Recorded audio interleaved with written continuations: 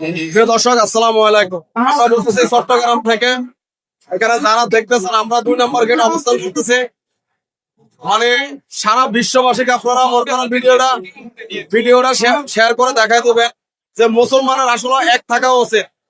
সারা বিশ্বের ভিতরে মুসলমান মার খাওয়ার একটাই কারণ, আমাদের ভিতরে মুন্ডেল বেশি। আমরা সুন্নি এবং ওয়াহাবি নিয়ে যে ভেদাভেদটা আমাদের ভিতরে রয়েছে, আমরা দিন শেষে প্রমাণ করতেছে যে আমরা দিন শেষে মানে সবাই এক।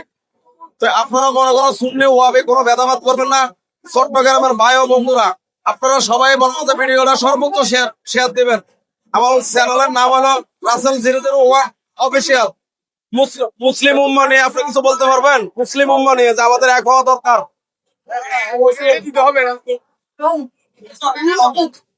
রসুন এটা শুধু সুন্নি আর ওয়াহাবি না, এটা সবার সবার রসুন।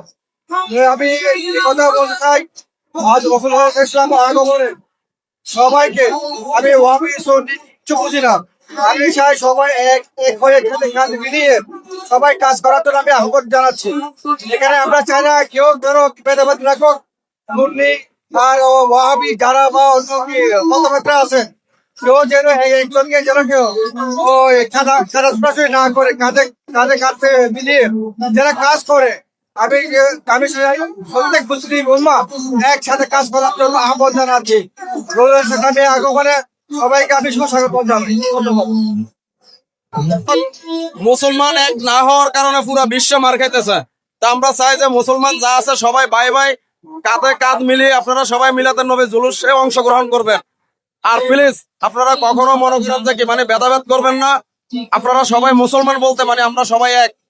তো আপনারা ভালো থাকেন, সুস্থ থাকেন। আল্লাহ হাফেজ।